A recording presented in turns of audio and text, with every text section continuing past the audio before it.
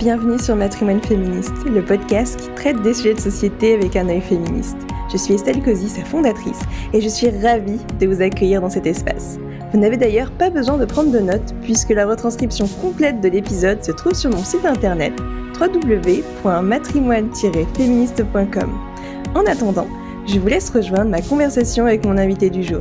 Bonne écoute! Bonjour, bonsoir aux personnes qui nous écoutent. Je suis en compagnie de Maëlys Bourbon, avec qui nous allons parler de son club féminin Her MEA Club. J'en profite d'ailleurs pour te remercier de m'avoir invité à ta soirée de lancement du club que j'ai trouvé vraiment chouette.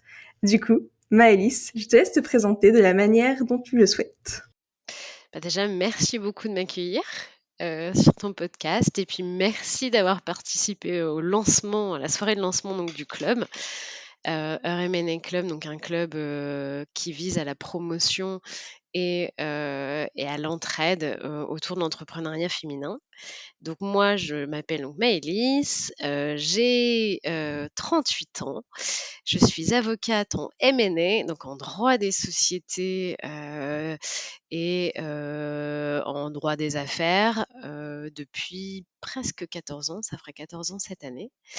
Et c'est aussi grâce à mon métier que j'ai décidé de créer ce club, mais je pense qu'on en reparlera après.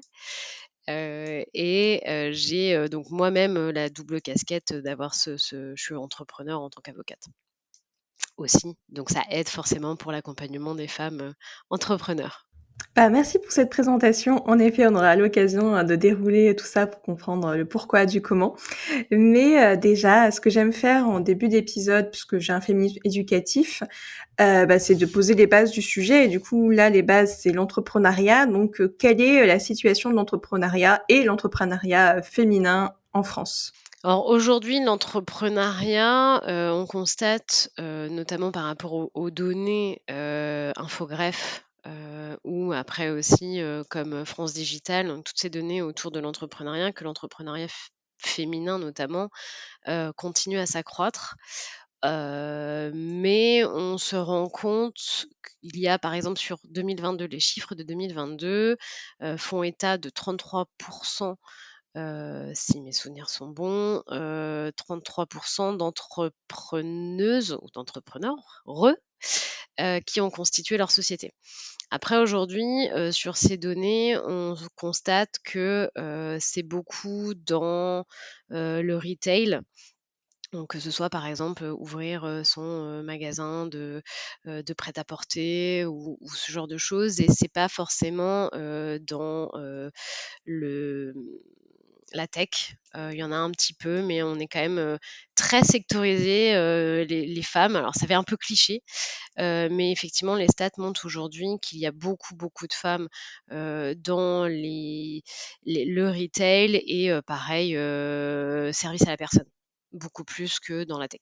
Ok. Et est-ce qu'on a une explication de cette segmentation, de la manière dont elle est faite, le pourquoi du comment? Après, peut-être dans la tech, c'est vrai qu'il peut y avoir beaucoup de sexisme envers les femmes, donc potentiellement, ça peut peut-être les décourager. Alors je pense que oui, il doit y avoir dans tous les cas, il y a une question d'éducation.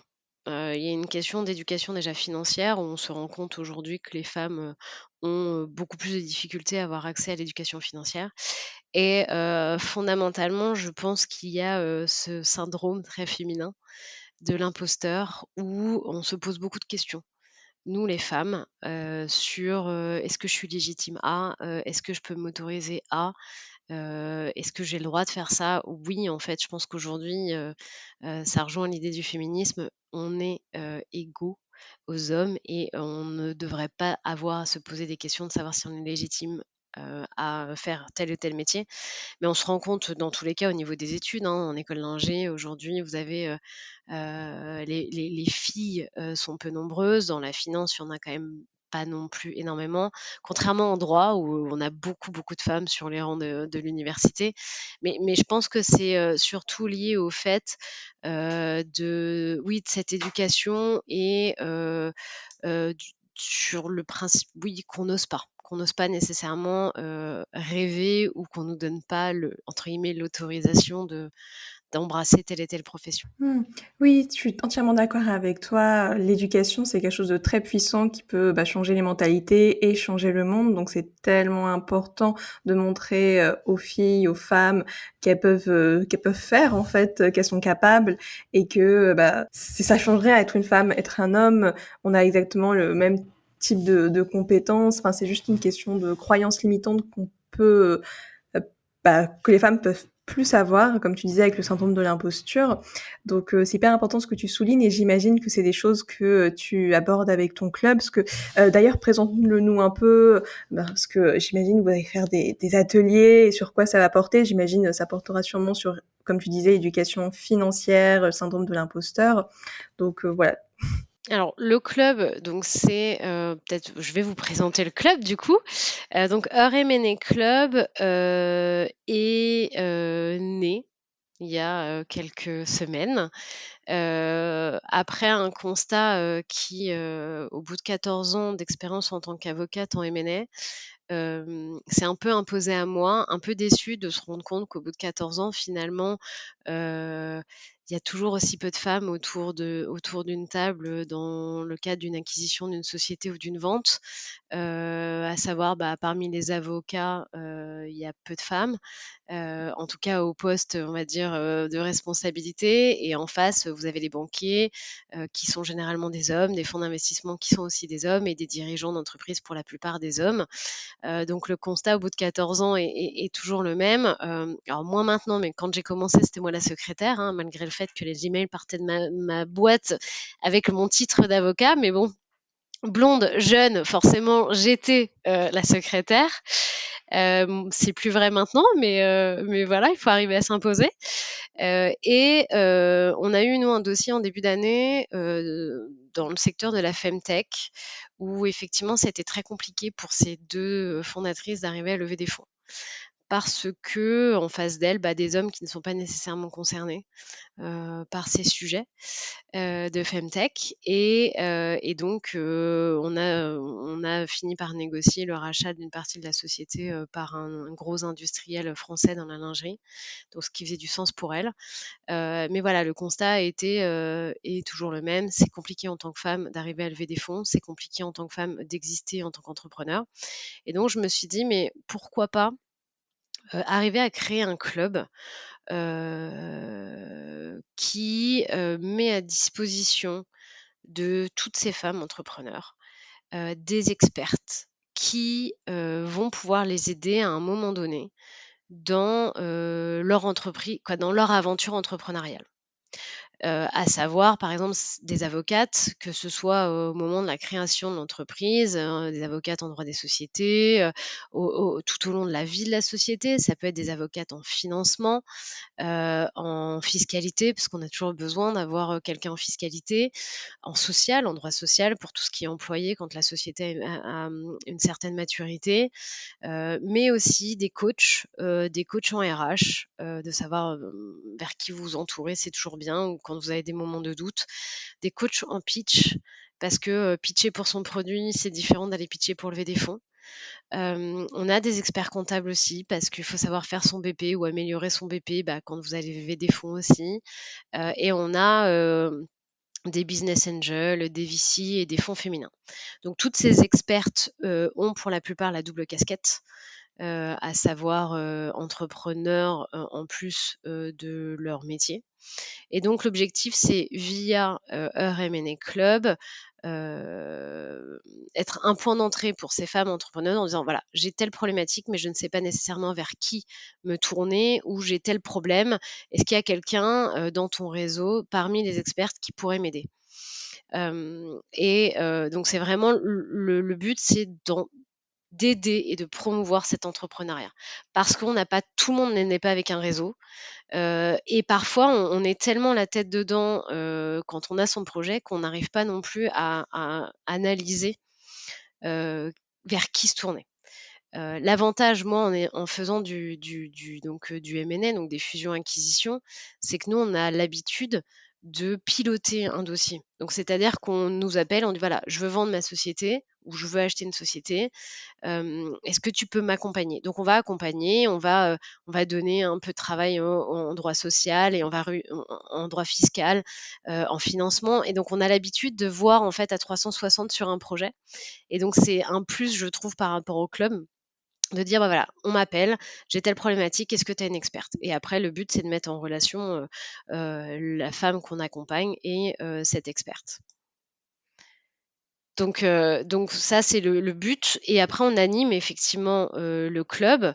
On fait des after-work entre soit entrepreneurs avec la même maturité de projet. Donc, par exemple, les entrepreneuses qui ont entre 0 et 3 ans dans leur projet ou par business secteur. Donc, par exemple, on va mettre des femmes qui sont dans le retail avec tout, que vous ayez une société depuis quelques semaines ou depuis des années, donc dans le retail, dans la tech, femtech, IA, voilà. Donc après, voilà, des after work pour le partage d'expériences, parce que les erreurs des unes vont forcément aider les autres. Et on a aussi des masterclass. Par exemple, la dernière qu'on a faite, c'était sur comment piloter sa rémunération en tant que dirigeant, parce que c'est important, surtout au départ, de ne pas grever trop la société avec des charges salariales. Et donc, il y a des systèmes effectivement juridiques qui vous permettent de piloter cette rémunération. On prévoit d'en faire une dans les prochaines semaines sur levée de fonds ou endettement bancaire, parce que c'est des sujets aussi qui se posent et on aura d'autres problématiques sur l'actionnariat. Est-ce que c'est le bon moment pour faire rentrer un co-associé? Comment je me protège? Donc on a plusieurs thématiques et on est bien évidemment en contact entre expertes pour savoir les sujets du moment et les sujets qui devraient être traités, parce que je pense qu'on est toutes persuadées, encore une fois, que on y arrivera via l'éducation. Et en éduquant avec des petits tips et des aides, forcément, on fera exploser l'entrepreneuriat féminin. Bah, merci de cette très, très jolie présentation. Après, je voulais juste quand même apporter une petite précision. Au moment où on enregistre cet épisode, nous sommes le 8 juillet 2024, mais évidemment, quand vous écouterez cet épisode, il sera sorti beaucoup plus tard, donc le club aura beaucoup plus évolué. Donc voilà, c'était histoire voilà, de replacer ce petit contexte. Et pour rebondir un peu de façon chronologique sur ce que tu nous as dit, c'est vrai que je suis entièrement d'accord avec toi. Les femmes, elles ont des difficultés pour trouver des investisseurs à leur projet. Et je sais que j'avais entendu une histoire, c'était des femmes, enfin j'ai plus le nom, mais si je le retrouve, faut que je mette ça dans la description de l'épisode, des femmes qui étaient dans la femtech, qui cherchaient à avoir des investisseurs, elles n'arrivaient pas du tout à en trouver. Et elles se sont dit, on va imaginer que il y a un homme qui est SEO avec nous dans le projet, alors que c'est pas vrai, c'était complètement fictif. Du coup, elles ont rajouté ce faux homme. Et là, par magie, bah, il y a plein de gens qui ont voulu investir dans leur projet. Donc, c'est quand même assez dingue de se dire que pour être prise au sérieux, il faut qu'il y ait des hommes qui soient associés au projet. Enfin, d'un côté, ouais, je trouve ça tellement dingue, mais dans un autre sens, c'est vrai qu'on est dans une société patriarcale où la parole des femmes, elle a toujours été tue. Même si maintenant, heureusement, de nos jours, la parole se libère et c'est super qu'il y ait des initiatives comme la tienne, et c'est super aussi que, comme tu disais, c'est un vrai parcours à 360 degrés, parce que du coup, une femme qui a une idée de projet, elle peut intégrer ton réseau, enfin ton club féminin. Elle va être mise en relation avec pas mal de personnes, des expertes pour progresser, et c'est hyper important parce que surtout qu'encore une fois, comme les femmes ont un syndrome de l'imposture, c'est super d'avoir cet accompagnement qui est possible. Et également, enfin, je trouve ça aussi beau que tu peux aussi mettre en relation avec les business angels, parce que du coup, enfin, tu résous, on va dire, le problème de l'intérieur en proposant tes propres solutions. Et je trouve ça beau, enfin, c'est vraiment de la sororité à l'état pur, donc c'est vrai que ça me parle de ouf. Et du coup, c'est sûr que il y a pas mal de petites questions qui viennent par rapport à tout ce que tu nous as dit. Déjà, enfin, je sais que tu m'avais dit que le club était gratuit, mais du coup, on va faire une présentation aussi par rapport à ça pour les personnes qui nous écoutent, le pourquoi c'est gratuit, parce que voilà, c'est important de préciser. Et également, après, quand on rejoint le club, comment on fait pour être mis en relation avec une experte, comment ça se passe pour s'inscrire aux masterclass, Et après, bon, il y a d'autres questions aussi pour toi sur comment vous faites pour trouver les experts, comment se passe un accompagnement. Bon, du coup, c'est vrai que ça fait beaucoup de questions en une, donc n'hésite pas, je pourrais te les répéter si besoin. Pas de problème.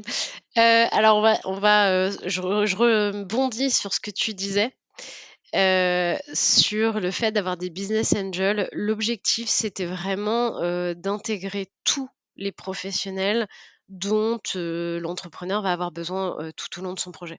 Donc que ce soit à l'étape de la création jusqu'à la fin avec, bien évidemment la levée de fonds.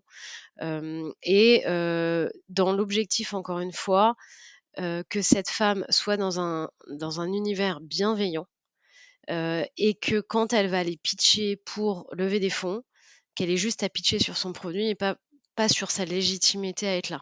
Donc c'était très important qu'on ait effectivement toute la palette d'expertes dont on va avoir besoin.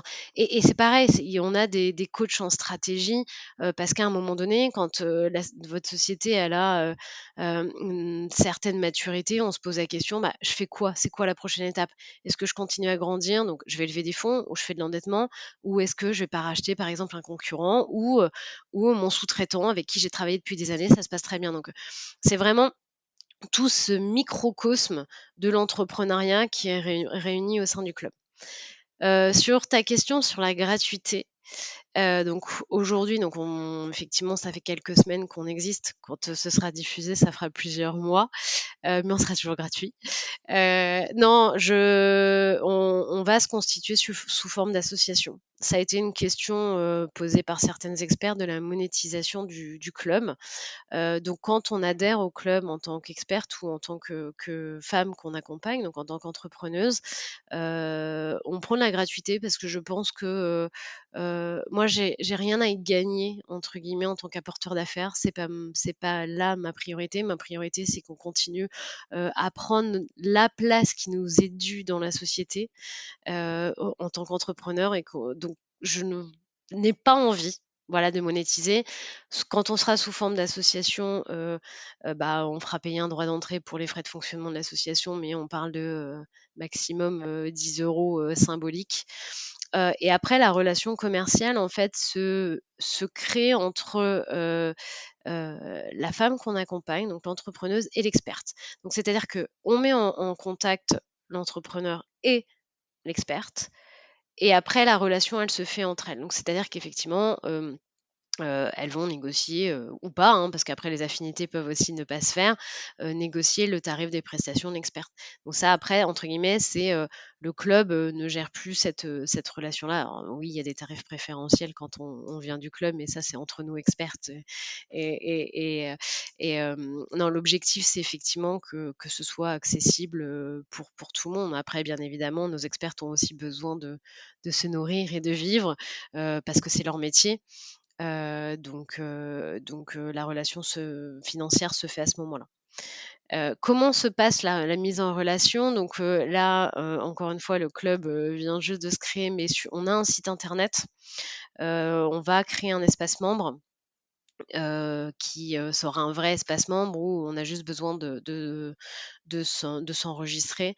Aujourd'hui, la façon dont se passe la mise en relation, c'est, les femmes qu'on accompagne qui, me contactent moi, soit sur LinkedIn, sur la page de Her M&A Club, soit aujourd'hui, il y a quand même un espace contact, sur, donc le site heurmnaclub.com.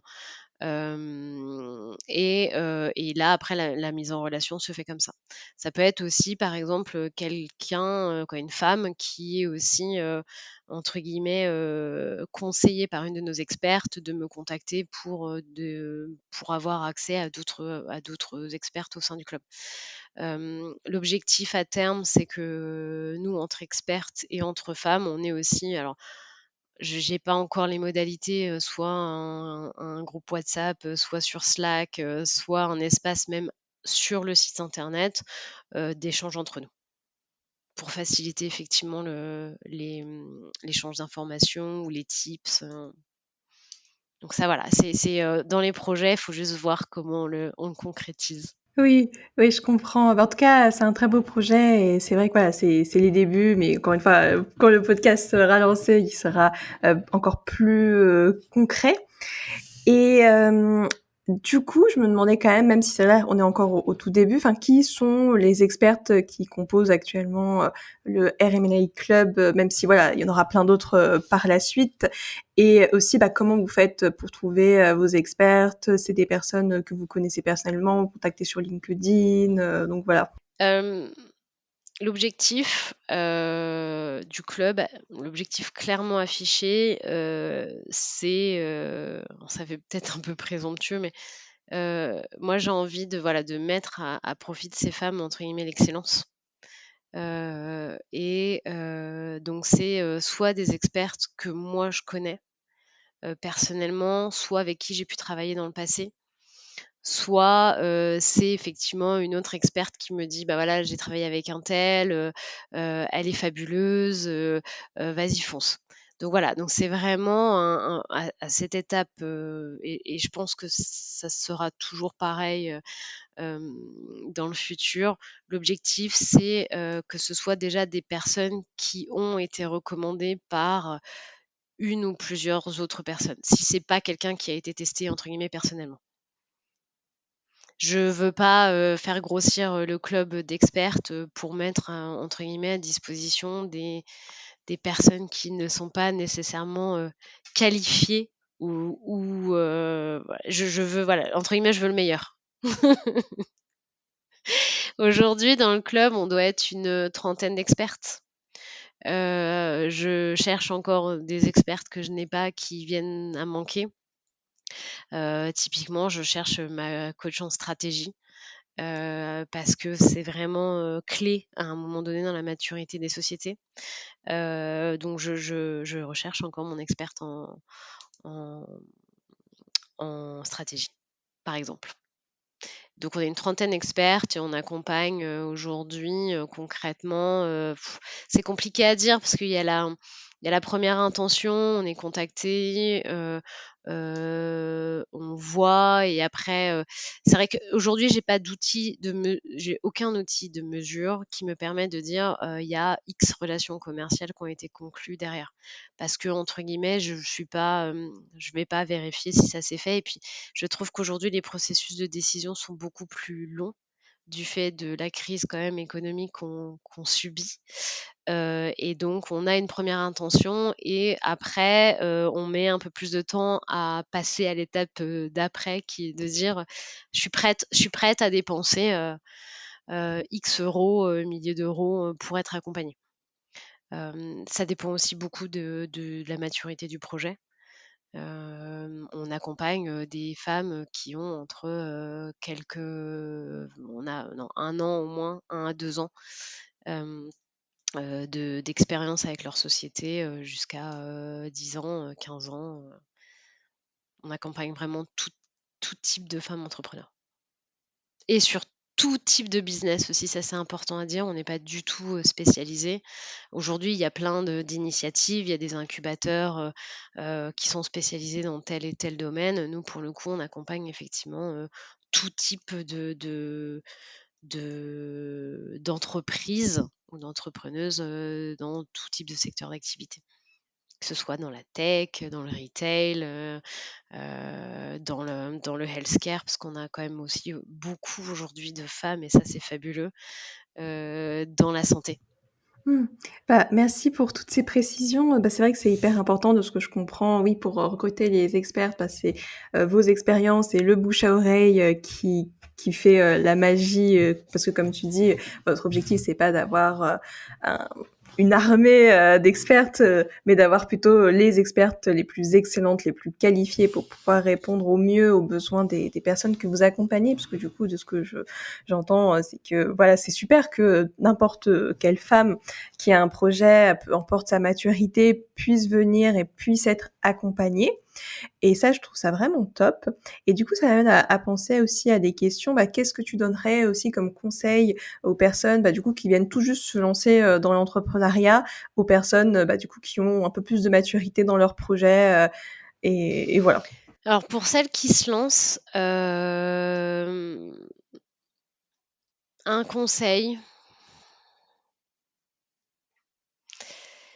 il y a, Je pense que quand on se lance dans l'entrepreneuriat, on n'a pas forcément les moyens, de s'entourer. Donc on va pas forcément vouloir dépenser, X, milliers d'euros, chez dans des frais d'avocat, pour constituer sa structure, ou un avocat fiscaliste, qui va les aider à structurer effectivement cette première étape. Hem, je pense aujourd'hui, alors je «prêche» entre guillemets pour ma paroisse, mais on se rend compte nous, pour les sociétés qu'on accompagne, qui ont par exemple 3-4 ans, qui sont matures pour aller lever des fonds et qui nous disent: «Bah, voilà, j'ai besoin de faire un audit», parce que généralement les business angels ou les fonds d'investissement, avant d'investir, vont demander un audit de la société. Et quand les premières étapes ont entre guillemets été, mal faites, ou faites pas cher par, un expert comptable, ou pour qui son métier n'est pas de faire du droit, mais on fait un petit peu quand même. J'ai rien contre les experts comptables, hein.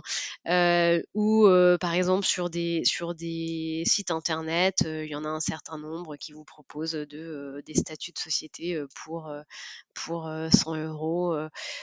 Et nous, en fait, quand on récupère ces sociétés et qu'on doit les préparer entre guillemets «à la levée de fonds», bah, ça coûte 2 à 3 fois plus cher qu'on arrive nous à remettre, en fait, la société, carrée, qu'on arrive à régulariser ce qui aurait été mal fait. Donc moi, mon conseil, c'est effectivement, au tout départ, c'est compliqué parce qu'on n'a pas nécessairement les fonds et qu'on n'a pas envie de dépenser non plus, beaucoup. Mais il y a, des avocats qui, peuvent vous créer votre société je vais pas dire pas cher, parce que c'est pas, le question entre guillemets «d'argent», et cher ou pas cher est très différente d'une personne à une autre, mais entre guillemets, entourez-vous de professionnels. Entourez-vous de professionnels, un bon expert comptable, il fait de la comptabilité, un avocat en droit des sociétés, il va vous constituer la société, l'avocat fiscaliste, il va vous dire: «Faites telle et telle structure», ou «Voilà comment structurer votre rémunération». Donc entourez-vous de personnes. Pareil sur le dépôt de marque, oui, tout le monde peut savoir, déposer une marque, c'est pas très compliqué. Vous allez sur internet, vous demandez, même sans passer par ChatGPT, mais vous demandez, à Google comment déposer une marque, il va vous l'expliquer. Or, si demain vous avez une marque forte, faut aussi s'entourer d'avocates, ou de conseils en pays, en propriété intellectuelle. Parce que en fait, l'enjeu dans votre société, elle est là. Donc si, entre guillemets, vous faites les choses bien dès le départ, ça vous coûtera moins cher après. Voilà mon conseil. Oui, non, c'est vrai que c'est, hyper intéressant. C'est vrai que moi, je ne suis pas la bonne exemple du tout. J'ai créé mon statut entrepreneuse avec l'URSSAF, j'ai déposé avec l'INPI, mais sans vraiment me faire entourer. J'ai fait avec mes recherches internet. C'est vrai que quand on se lance, on n'a pas forcément conscience qu'on peut faire ça, quoi. Mmh. Et c'est pour ça qu'aujourd'hui, moi, l'objectif, c'est aussi cette part d'éducation. Je parlais d'éducation financière, mais aussi d'éducation juridique. Dans le sens où, à partir du moment où, nous, on arrivera à transmettre aussi des réflexes, sur du juridique de base, bah, je pense qu'en fait, on arrivera à promouvoir beaucoup plus l'entrepreneuriat, d'éviter à certaines personnes de se faire piéger. Quand on est, plusieurs sur un projet, parce qu'aujourd'hui, on accompagne aussi des femmes où elles sont 2 ou 3 sur le projet, bah, d'avoir un pacte d'associés, c'est bête à dire, mais c'est très important. On ne le voit pas nécessairement sur le moment. Encore une fois, vous allez sur internet, vous pouvez avoir un pacte d'associés sorti nulle part, je pense pour, je sais pas, peut-être, 200, 300, 500 €. Or, en fait, le pacte, il est primordial parce qu'au tout départ, c'est une lune de miel, mais parfois la lune de miel ne dure pas très longtemps, et c'est là où il y a des enjeux, de sortie, hem, importants, et nous, on en voit au quotidien. Moi, en tant que dans mon métier d'avocate, des problématiques de, bah, on s'entend plus, ou on voit plus pareil, comment on fait pour sortir? Bah, en fait, ça va être un rapport de force parce que rien n'avait été prévu, à l'origine dans vos accords, et c'est là où voilà, ça a vraiment, vraiment l'importance. Pareil, on a des avocates en droit de la distribution parmi nos expertes, parce que, bah, quand vous allez conclure vos premiers contrats avec votre fournisseur, ou vos prestataires, c'est important de vous protéger. Encore une fois, les avocats sont là pour vous protéger, un instant de raison, et pour le futur. C'est vrai que je parle beaucoup d'expertes avocates, mais il y a toutes les autres, hein, bien évidemment, qui sont là et tous nos business angels, qui nous confortent dans l'idée de entourez-vous dès le départ. Parce que oui, ça vous coûtera moins cher quand il faudra venir lever des fonds, où on vous demandera de tout mettre à plat et que tout soit propre et nickel avant que l'on investisse. Parce que les business angels, ils financent, mais ils veulent aussi que ce soit, dans une société qui soit clean, propre. Mmh. Oui, non, c'est hyper important ce que tu nous dis. Et par exemple, je me rappelle, c'est toi qui m'avais parlé de ce que c'était un pacte d'associés, car c'est vrai que j'y connaissais pas du tout. Bon, après, je n'ai pas d'associés, mais je me dis, c'est toujours bon à savoir. Et du coup, c'est vrai que c'est quelque chose qui peut être hyper intéressant. Donc, si tu pouvais encore un peu approfondir ce sujet. Et pareil, je sais que j'ai l'impression, après c'est mon ressenti, mais qu'en tant qu'entrepreneur, entrepreneuse, une des questions qu'on se pose au début, c'est choisir son statut. Par exemple, enfin, c'est vrai que le statut le plus évident, moi, c'est vrai que ce que j'ai choisi, c'est celui d'auto-entrepreneuse. Mais après, je me dis que potentiellement, en fonction de où est-ce qu'on veut aller avec notre société, notre bagage, enfin, il y a pas mal de critères. En fait, ça se trouve, le statut d'auto-entrepreneur, c'est pas forcément le meilleur statut à utiliser quand on se lance. Donc, vu que voilà, je t'ai en face de moi, je me dis que ça peut être intéressant pour les personnes qui nous écoutent, parce que on peut avoir d'entrepreneurs, entrepreneuses qui hésitent à lancer parce qu'ils savent pas trop, elles savent pas trop par où commencer et quel statut choisir et les associés. C'est vrai que c'est des questions fondamentales, en tout cas pour le début d'une entreprise. Alors le statut alors après, effectivement, ça dépend de chaque, femme, et de leur parcours. Aujourd'hui, ce qu'on voit effectivement beaucoup, c'est, le statut d'auto-entrepreneur soit en parallèle d'une activité, salariée, soit pendant une période de chômage à l'issue de cette activité salariée. Non, en fait, ce qui est important, c'est, ça va dépendre déjà de ce que vous faites, sur, la prestation de service, le statut auto-entrepreneur peut suffire. Après quand, vous commencez à avoir, du stock ou, pour des activités un peu plus, industrielles, il va falloir se constituer effectivement en société. Donc là, après, vous avez différents types de sociétés, SAS, donc société par action simplifiée, SARL, société à responsabilité limitée. Le choix, va dépendre aussi beaucoup du projet que vous avez, du projet aussi de votre rémunération, parce que vous pouvez choisir SAS, SARL en fonction aussi de comment vous souhaitez vous rémunérer, parce que la fiscalité est différente. Vous pouvez rester en tant que président de cette, société, vous pouvez rester aussi en tant qu'auto-entrepreneur. Donc il y a pas, une seule solution. Ça dépend vraiment du projet, de l'entreprise, du secteur d'activité et de ce que vous voulez en faire. Donc j'ai pas une réponse, concrète à t'apporter. Je pense que non, le statut d'auto-entrepreneur, il est très bien en tous les cas, au tout départ. Parfait. Et on vous conseille pas nécessairement au démarrage du projet d'ailleurs de quitter ce statut d'auto-entrepreneur. Vous pouvez très bien constituer votre société, donc SAS ou SARL, être président de la société, mais garder ce statut d'auto-entrepreneur. Notamment après pour optimiser la rémunération votre rémunération en tant que dirigeant. Ouais, hyper intéressant à savoir. Même moi, je me le garde quelque part dans ma tête, car j'avais même pas pensé enfin, cette idée de cumuler les deux, en fait. Donc c'est pour ça que c'est important de discuter pour pouvoir bah, apprendre, partager les informations que les personnes qui ne sont dont c'est pas le métier, ça c'est sûr, ne connaissent pas. Donc c'est vrai que j'aime bien que le format podcast, c'est un peu libérer la parole par rapport à tout ça, et comme ça, les personnes qui nous écoutent, elles vont ressentir encore plus enrichies et avec des billes, des clés pour pouvoir avancer tranquillement vers leur projet, quoi.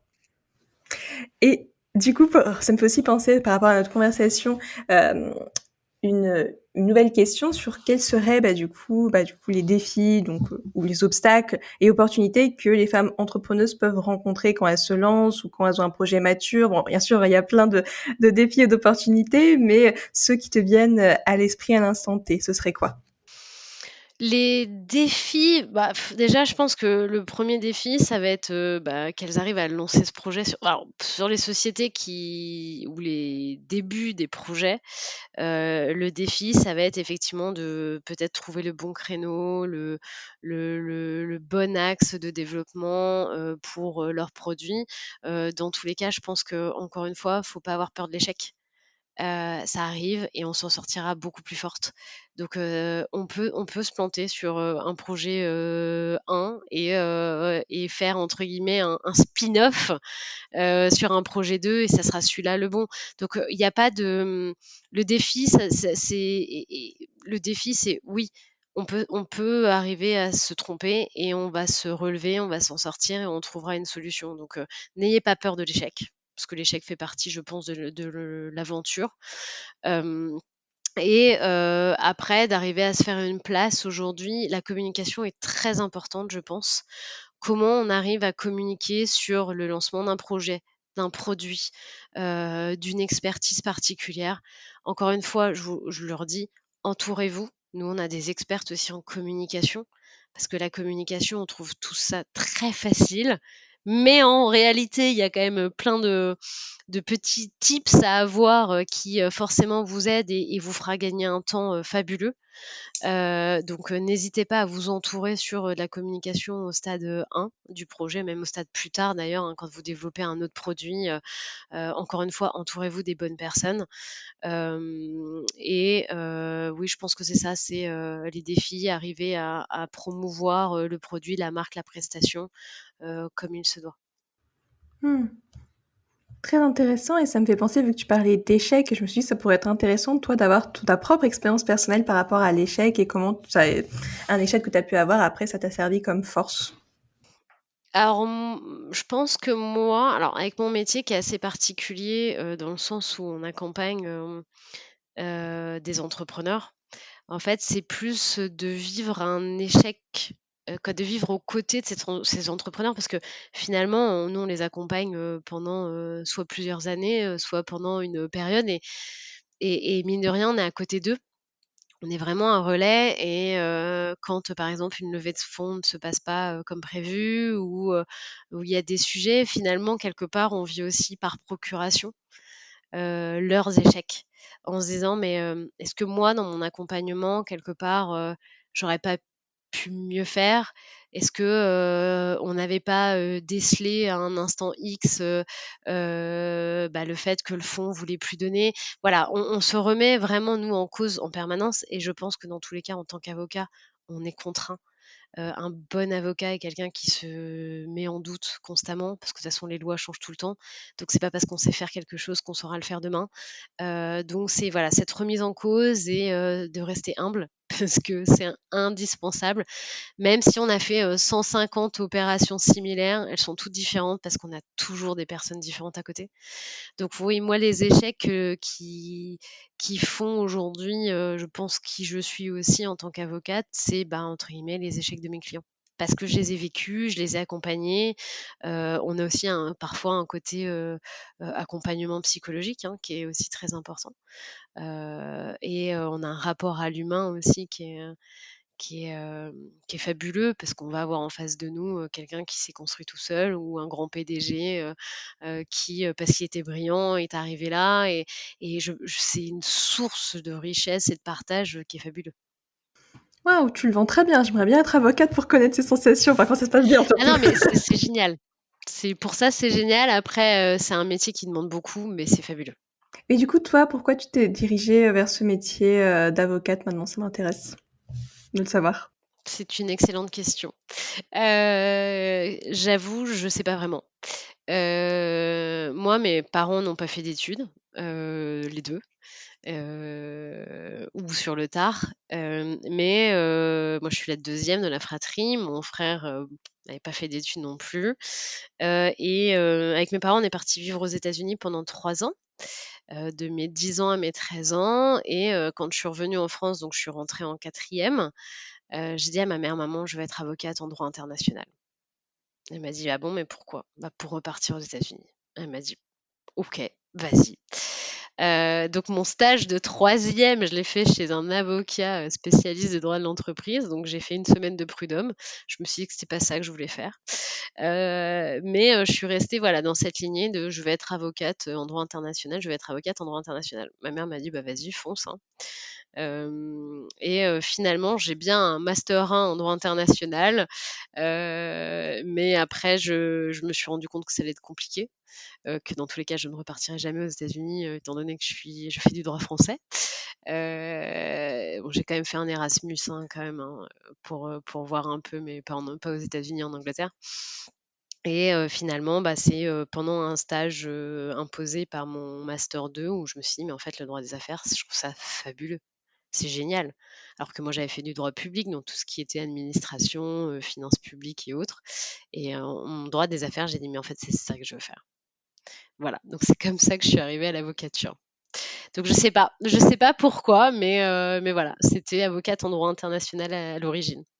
Non, mais je trouve ça trop mignon parce que c'est parti, bah, quand t'étais enfant, t'as vu ce voyage, t'avais plein les yeux et tu t'es dit: «Ah mais je veux trop retourner aux États-Unis» et du coup, bim, droit international, ah c'est trop chou.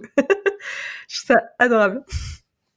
Mais bon, après c'est compliqué quand tu fais du droit international, c'est soit tu intègres une organisation internationale et là, entre guillemets, «les places sont chères» ou alors faut intégrer un cabinet de niche. Hem et bon, c'est pareil, il y a pas énormément d'avocats, sur la place, donc c'est pour ça que je me suis réorientée après en droit des affaires, mais c'est aussi grâce à mon stage, mon 1er stage où je me suis dit: «Mais vraiment, c'est super en fait de constituer des sociétés, de les accompagner, d'être là, dans les moments, phares, dans les moments, compliqués. On est là, on les accompagne, on lève des fonds». Après il y a la partie dissolution qui est moins sympa, mais ouais, c'était vraiment concrètement, c'était ça. C'était dire: «Wow, c'est top». Ouais, en fait, j'ai l'impression quand même que le métier d'avocat, c'est un peu des montagnes russes émotionnelles, parce que du coup, ça montait très haut et ça peut descendre très bas, parce que comme tu disais, vous êtes très impliqué avec l'humain, donc vous partagez tout avec lui, que la personne réussisse ou pas. Donc ouais, comment on fait pour prendre soin de sa santé mentale, du coup, quand on est avocate, parce que c'est pas évident. Et encore, moi, les enjeux, c'est pas les enjeux liés à la personne. Moi, pendant mes études, j'adorais faire du droit pénal, mais je sais que j'en aurais été incapable, dans le sens où, peut-être que j'aime trop l'humain derrière finalement et que j'aurais pas pu, je pense, supporter, voilà, de ne pas arriver à défendre correctement mon client. Pareil pour du droit de la famille, c'est un domaine qui m'a toujours passionnée, qui me passionne toujours autant. Mais entre guillemets, tu vis trop avec ton client et je sais que j'aurais eu beaucoup, beaucoup de mal à rentrer chez moi le soir en me disant, «Bah, il y a un problème avec la garde d'un enfant, j'ai pas réussi» ou voilà, je l'aurais mal vécu. Là, quelque part, il y a pas d'enjeu, il y a un enjeu humain bien évidemment, mais qui est un degré quand même, plus éloigné. Oui, tu accompagnes le dirigeant, mais je il y a pas mort d'homme derrière, quelque part. C'est ça que je veux dire. C'est, oui, on va trouver des solutions, il y a toujours des solutions, mais il y a pas, entre guillemets, «le couperet du juge» aussi derrière qui te dit: «Ah bah non, ce soir tu dors en prison». Alors bien sûr, on a des contentieux, mais on les prépare en amont, les risques sont connus et la prison, entre guillemets, «n'existe pas ou peu». Ce que tu risques, c'est généralement des amendes, et on arrive toujours effectivement à négocier au maximum, quoi. Mmh. Oui, oui, je peux comprendre, parce qu'en droit des affaires, tu peux plus prendre de la distance que, bah, c'est sûr que, comme tu me disais, en droit des familles ou en pénal, où c'est sûr que là, ça, c'est vraiment de l'humain à l'état pur à gérer. Et c'est vrai que ouais, ça doit être beaucoup plus complexe de prendre de la distance par rapport à ça, parce que tu t'impliques et pour le coup, tu as envie que ta cliente gagne. Et du coup, si jamais, par exemple, le client part en prison ou que sais-je, c'est sûr que tu peux beaucoup culpabiliser. Et ouais, ça doit être dur de gérer la culpabilité dans ce genre de métier. Après, tu apprends à faire abstraction aussi. Tu apprends à te protéger. Mais moi, voilà, je sais que je me suis aussi tournée, vers le droit des AF, pour ça, pour éviter de te dire, «Ouais, mais si j'arrive pas à faire, ce bloc quoi, si j'arrive pas à bloquer vie pro, vie privée, c'est tout le monde qui va subir». Donc Oui, bah, c'est super important ce que tu as dit, parce qu'en fait, tu apprends à te connaître, tu t'es placé tes propres limites pour te protéger, parce que tu savais que si tu t'orientais dans cette direction, tu aurais beaucoup plus de mal à le gérer. Donc, je trouve ça très courageux, en tout cas, d'avoir appris à s'écouter et d'avoir permis, du coup, de prendre un choix en conscience. Et surtout que, oui, je pense que j'imagine aussi que si tu étais impliqué dans le droit, par exemple, pénal, tu n'aurais pas forcément pu lancer RMLA Club parce que pas du tout la même implication, quoi. Non. Non, non, parce qu'effectivement, je pense qu'en tant que, alors sauf à faire du pénal des affaires, hein, mais encore une fois, c'est vraiment de niche. Le club, effectivement, n'existerait pas. Oh, j'aurais peut-être monté un autre club. J'avoue, j'avoue. Et ça me fait penser aussi à, avant de passer à la conclusion de l'épisode, comment on fait pour que les femmes qui nous écoutent, elles puissent apprendre à oser? Parce qu'en fait, on voit souvent cette injonction de oser, c'est facile, allez, venez.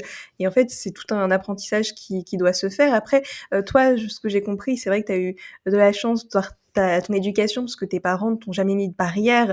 Parce que d'après ce que tu avais entendu, tu voulais faire droit international, t'étais toute petite, ils t'ont dit, mais vas-y, fonce, c'est trop mignon, mais c'était trop chou, en fait, aussi la confiance qui t'accordait. Et je sais que dans d'autres familles, c'est pas forcément le cas.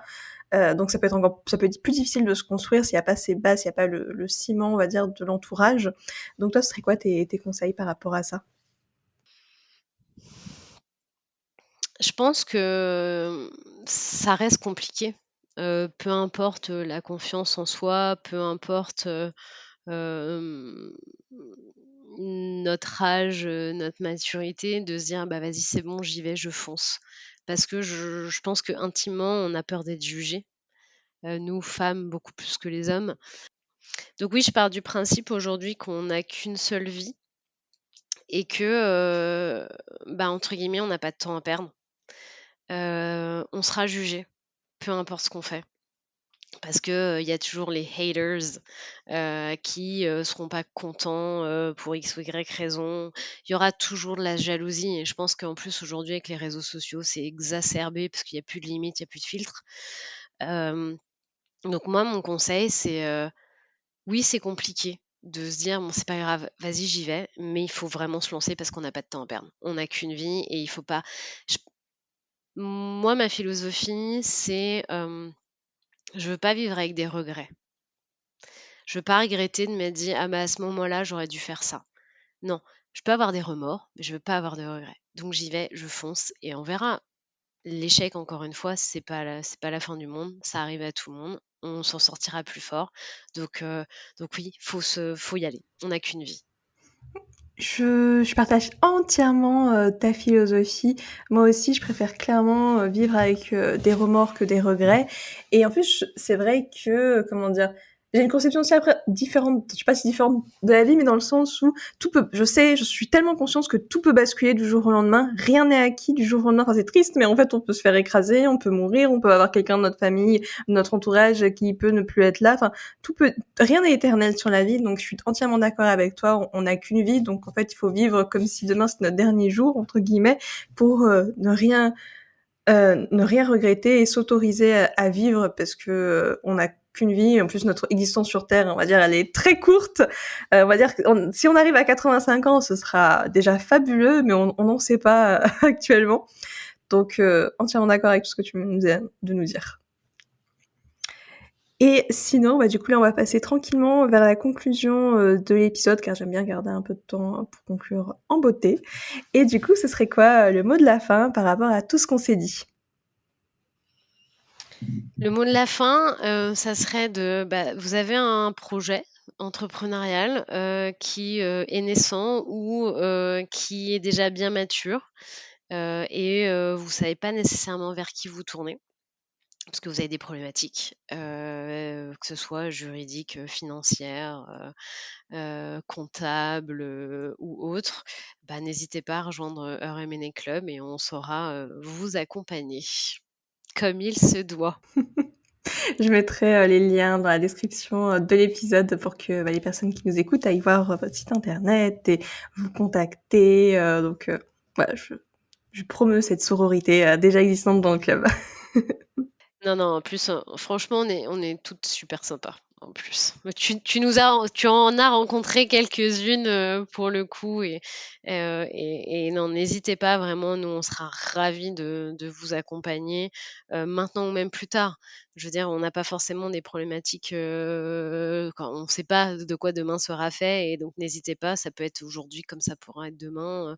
Mais en tous les cas, voilà, le club est là et on espère qu'il restera encore longtemps.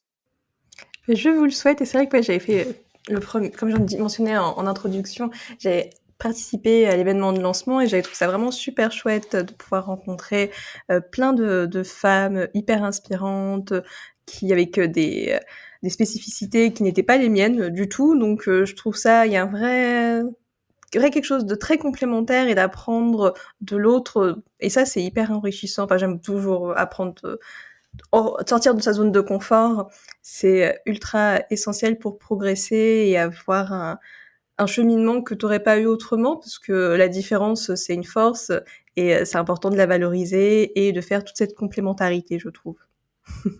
Je te rejoins à 100%. Et du coup, pour continuer avec mes petites questions, toi, qui sont tes rôles modèles? Alors de pas connus, mais qui mériteraient de l'être, ma grand-mère et ma mère. Ma mère parce que quoi, ma grand-mère qui est pareil, hein, je pense que c'était des féministes convaincus et comme j'ai dit tout à l'heure, moi ma mère m'a toujours dit, «Bah fonce, tu fais ce que tu veux, tant que tu bosses». Ma mère ça a toujours été ça: «Tant que tu bosses, tu fais ce que tu veux» et donc ça a été j'ai grandi dans ce cadre-là, où effectivement, le ciel est sky is the limit en anglais et c'est je pense que c'est indispensable. Après, de personnages connus, il y en a plein, hein. Je pense que dans les classiques, Simone Veil pour tout ce qu'elle a pu faire aussi pour les femmes. Hem, Moi j'aime beaucoup entre guillemets «Christine Lagarde» parce que, elle pourrait être une inspiration pour tellement de jeunes filles. Parce que pour le coup, elle a une carrière, phénoménale dans la finance, et je trouve que Christine Lagarde incarne, aujourd'hui, le côté, femme de pouvoir à l'international, française à l'international. Mmh. Ouais, je rejoins complètement ton rôle modèle et c'est vrai que c'est important de montrer aux filles que c'est possible d'arriver à ces carrières-là. C'est leur montrer des rôles modèles, ça va les inspirer, ça va leur dire confiance, elles peuvent se dire ah mais moi aussi je peux faire comme Christine Lagarde en fait. Donc c'est hyper puissant en fait la puissance des rôles modèles. Oui et je trouve qu'aujourd'hui on manque aussi de rôle modèle féminin, parce que comme tu le disais, on est aussi dans une société, patriarcale. Si on regarde là, les dernières semaines, suite aux élections, européennes, et législatives, bah, sur les plateaux télé, il y a pas de femmes. Pour parler de sujets de société, je trouve ça, gravissime en fait. Et alors qu'on a complètement notre place. Je veux dire, on n'est pas moins cultivés, moins incultes, on mérite pas moins d'être sur un plateau pour parler de sujets de société en fait. Et c'est là où, il faut qu'on éduque nos jeunes enfants aujourd'hui, qu'on continue à les éduquer, garçons ou filles, en disant: «Mais en fait, il y a pas de différence, qu'on soit une femme ou un homme, il y a pas de différence. On y arrivera, tous et tout aussi bien, en fait». Et aujourd'hui, moi ça me là, quand je regardais les plateaux télé, pour le peu que je regarde la télé, où on se rend compte qu'il y a pas de femmes. C'est aberrant, c'est hallucinant. Oui, elles sont tellement invisibilisées, c'est terrible, terrible. Du coup, c'est pour ça que à mon niveau, à mon échelle, j'essaye d'interviewer. Bah, d'ailleurs, j'ai quasiment que des femmes. Je crois que dans mon podcast, j'ai que 2 hommes pour le moment qui sont programmés. Mais c'est bien, encore une fois, d'arriver à mettre comme tu le disais, sororité, mais même bienveillance. Ça ne nous coûte pas grand-chose d'arriver à se mettre en avant. Moi, le but du club, j'accompagne moi des entrepreneurs hommes, mais dans le cadre du club, je me suis dit: «Mais il faut que je mette l'accent sur l'entrepreneuriat féminin parce qu'aujourd'hui, c'est là où on a besoin d'entraide. Et il y a déjà des milliers de clubs d'hommes. Moi, on m'a dit au cabinet: «Ah bah, Heure M&A Club, bah, pourquoi moi je peux pas entrer?» «Bah, parce que déjà tu es un homme et toi tu en as 25 en fait des clubs». Donc nous, il y en a pas en fait, il y a pas de club de femmes. Donc il faut en créer et il faut qu'on s'entraide. Vous y arrivez-vous très bien entre vous? Bah alors laissez-nous faire les nôtres, voilà. Pied d'égalité, c'est tout. C'est très, très, très, très bien répondu. Et ça me fait penser un peu par rapport à Virginia Woolf qui disait une chambre à soi. Mais en fait, c'est à peu près ça. En fait, il faut aussi un espace à soi, un peu d'argent. Et hop, enfin, on peut se construire. Alors que comme tu disais, si une femme veut se lancer son projet et qu'elle voit aucun club, bah en fait, elle va se dire bon bah c'est pas fait pour moi. Alors qu'au contraire, c'est fait pour elle. Sauf que la société ne lui reflète pas l'image qu'elle mériterait d'avoir, quoi. 100% d'accord avec toi. Et pour continuer avec la suite de mes questions, quelles ressources tu recommanderais aux personnes qui nous écoutent? Ressources, internet ou tout type de ressources? Alors moi, je conseille quand même à toutes ces femmes qui se lanceraient dans l'aventure entrepreneuriale, de passer, 1 heure, chaque matin, alors j'allais dire éplucher la presse, mais aujourd'hui, Google sait faire des supers alertes, sur, leur, domaine d'activité, leur secteur d'activité et de voir ce qui s'y passe. Que ce soit, par exemple, vous pouvez mettre des alertes, sur, les levées de fonds, vous êtes dans le retail sur, ce qui se passe en ce moment dans le monde, en France, dans le retail. Mais en fait, qu'on se cultive, parce que c'est important de savoir ce qui se passe aussi, entre guillemets «chez les concurrents» ou dans notre secteur d'activité. Donc internet aujourd'hui est quand même une source. Alors bien évidemment, il faut prendre avec des pincettes parce que toutes les actualités ou toutes les informations ne sont pas nécessairement, fiables à 100. Mais ou même, céder de l'IA à un instant de raison, mais toujours aller, confronter, ce que donne l'IA, parce que l'IA n'est pas encore fiable à 100. Donc oui, lire, se cultiver sur, ce qu'on fait, ou l'économie en général. Mmh. Oui, je suis tellement d'accord avec toi, c'est tellement important de construire son esprit critique, d'autant qu'on parlait un peu des réseaux sociaux tout à l'heure où tout nous arrive tout cru dans la bouche et beaucoup de personnes ne vont pas aller, questionner ces informations, chercher les sources et surtout que voilà, il peut, y avoir, pas mal de choses soit qui sont fausses, soit qui c'est une toute petite partie du problème. Enfin, i on est des humains, on est plus forts que les intelligences artificielles. On vaut mieux que, croire bêtement ce qui nous arrive et on a cette capacité de réflexion de pouvoir remettre en cause, les sujets et bah, d'aller grandir en allant, chercher, plus en profondeur, les sujets. C'est vrai que c'est quelque chose d'essentiel et qui devrait être au programme de l'éducation nationale, par exemple. Tout à fait et même aujourd'hui, on a accès, fabuleux podcasts, et ça aussi sur, même des sujets d'économie, des sujets de finance. Aujourd'hui, il y a beaucoup de podcasts sur ces thématiques-là qui peuvent donner des tips, même des podcasts juridiques, mais je pense que dans sa voiture le matin ou dans le métro, c'est pas forcément ce qu'on a envie d'écouter. Mais voilà, n'hésitez pas en fait à vous éduquer et à vous renseigner, tout simplement. Avec aujourd'hui, on a alors, c'est aussi la problématique, c'est qu'aujourd'hui, on a tellement de supports différents que et le temps est compté dans une journée, on est bien d'accord, mais vous gagnerez du temps sur la suite. Mmh mh, complètement. Donc après, ce qui peut être la façon la plus simple, c'est le bouche à oreille. Jamais il y a des amis qui ont entendu un super podcast, une super ressource, bah, allez l'écouter. Moi, c'est souvent ce que je fais d'ailleurs et après bien sûr, je peux aller chercher par la suite d'autres supports, mais déjà prendre, en accord les recommandations de son entourage, de personnes qui vous connaissent et qui potentiellement sont comme vous sur ces sujets-là, c'est déjà un bon point de départ pour commencer à aller chercher des podcasts, ou que sais-je, des vidéos qui vous conviendront par la suite. Et il me reste deux dernières questions. C'est que signifie le terme féminisme pour toi et qui aimerais-tu voir au micro de Matrimoine féministe? Pour moi, féministe, c'est vraiment, l'égalité. Comme moi, c'est l'égalité homme-femme. Il y a pas de différence. Moi, je veux dire, je suis née femme et j'aurais pu naître, homme. Pour moi, ça change rien, sur le traitement qu'on devrait avoir.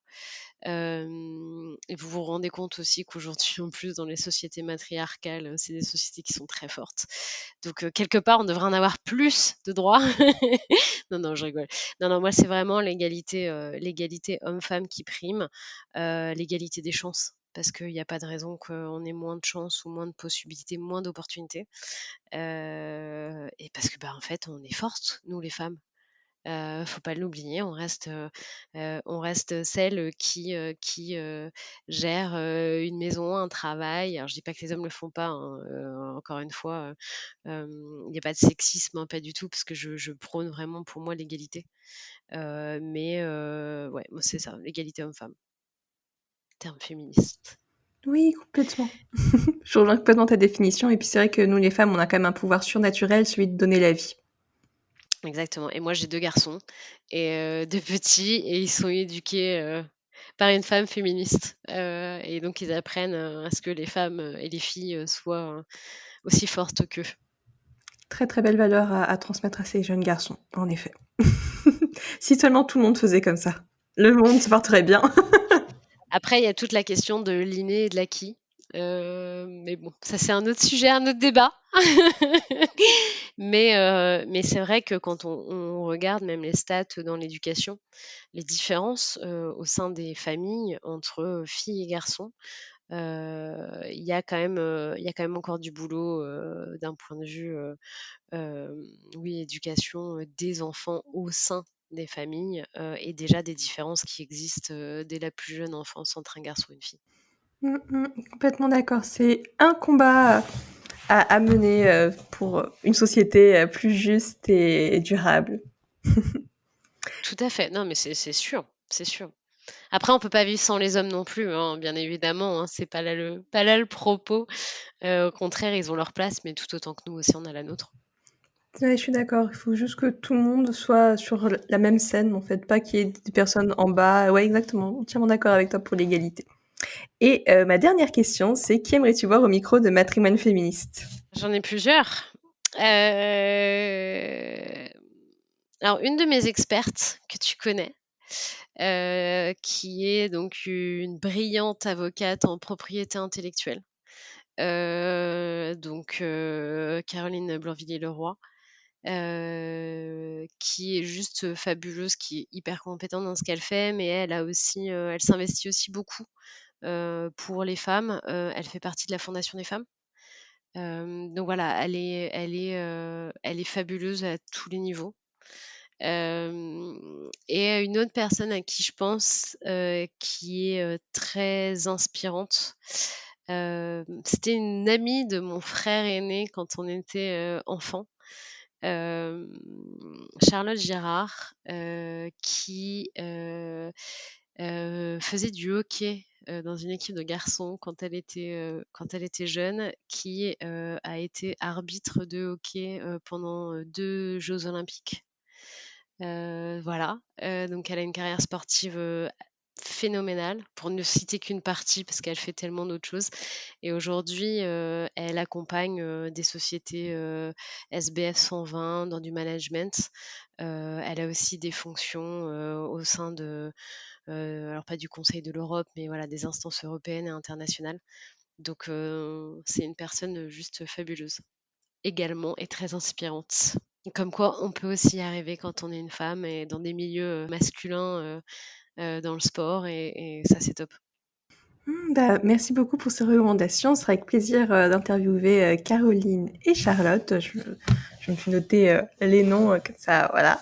Mais en tout cas, voilà, merci beaucoup pour notre épisode ensemble. Je trouvais très enrichissant et merci aussi aux personnes qui nous ont écoutés jusqu'au bout. Merci beaucoup à toi à bientôt pour toutes celles qui nous écoutent. Ciao, ciao tout le monde! Merci d'avoir écouté cet épisode, j'espère qu'il vous a plu. Si c'est le cas, je vous invite à parcourir la retranscription de l'épisode sur mon site internet www.matrimoine-féministe.com et me laisser votre avis en commentaire. Cela me ferait vraiment plaisir de vous lire et de vous répondre. À très vite!